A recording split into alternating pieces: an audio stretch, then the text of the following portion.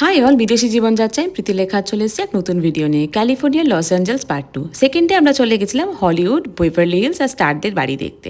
হ্যাঁ, এই বাসটা করেই গেছিলাম। শুরু করলাম হলিউডের রাস্তায় সুন্দর সুন্দর গাড়ি আর বিভিন্ন দৃশ্য দিয়ে।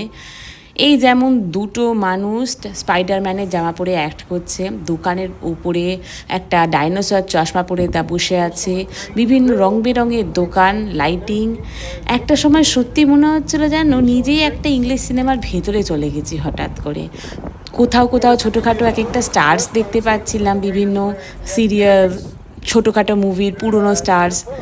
আর এই ট্রিপটায় আমরা বাদে আর কোনো ইন্ডিয়ান ছিল না। আর এরা ধরেই নিয়েছিল যে আমরা মুম্বাই থেকে। অনেক বলেও বোঝাতে পারিনি যে আমরা কলকাতার। এরা ভেবেছিল কলকাতাটাও হয়তো মুম্বাইয়েরই আশেপাশে কোথাও। আর বৃথা চেষ্টা না করে আমরাও চুপ করে যাই আর পুরো ট্রিপটা শুনতে শুরু করি, কোথায় কি হয়েছিল, কোথাকার কি ইতিহাস। পুরো ট্রিপটা দেখে আরোই বেশি আনন্দ হচ্ছিল। যে সবচেয়ে বেশি হয়েছে যখন আমরা পৌঁছই এই জায়গাটায়, হলিউড হিলস, স্বপ্নের জায়গা। মাটি থেকে 15,000 ফিট ওপরে এই হলিউড পাহাড়টা, কি অদ্ভুত সুন্দর। তারপরে পৌঁছলাম বেভারলি হিলসের নিচে। শুরু করলাম জনি ডেপের বাড়ি থেকে। 48 মিলিয়ন বাড়ি, মার্কিন ডলারের এক একটা বাড়ি। বাড়িগুলো কি ভীষণ দাম। বেভারলি হিলের ওপর থেকে নিচটা কি সুন্দর লাগছিল দেখতে। জায়গাটায় এতগুলো বাড়ি থাকতেও কি সুন্দর মেনটেন করেছে। তারপরে চলে গেছিলাম আমরা ব্রুনো মার্সের বাড়ি দেখতে।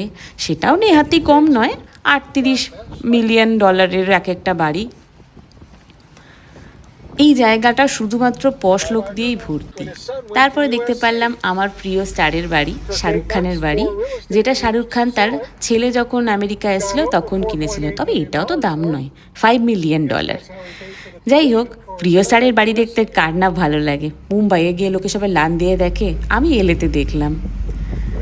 এরপর এগিয়ে গেলাম এক এক করে আরও স্টার্সদের বাড়ির দিকে। লিওনার্দো দ্য ক্যাপ্রিও, আরও অনেকের বাড়ি আছে এখানে পরপর। ব্র্যাড পিটের একটা বাড়ি ছিল।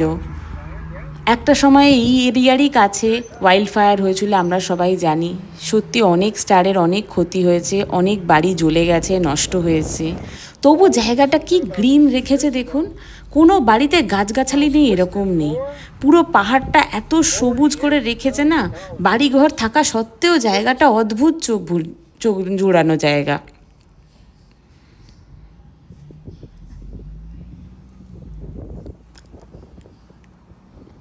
এক একটা বাড়ি এতটা জায়গা জুড়ে, আর প্রত্যেকটা বাড়ির একটা করে বড় বাগান আছে।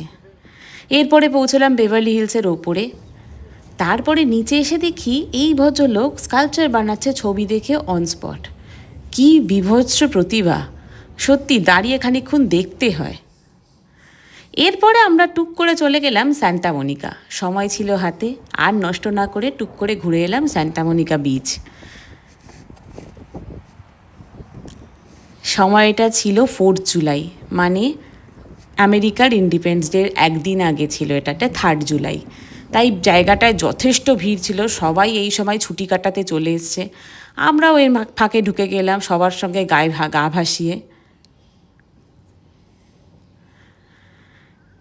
এইভাবেই একটা দিন কেটে গেল। ফেরার পরে দেখতে পেলাম ফরেস্ট গাম্প নামে যে সিনেমাটা দেখেছি তার যে একটা ঝলক।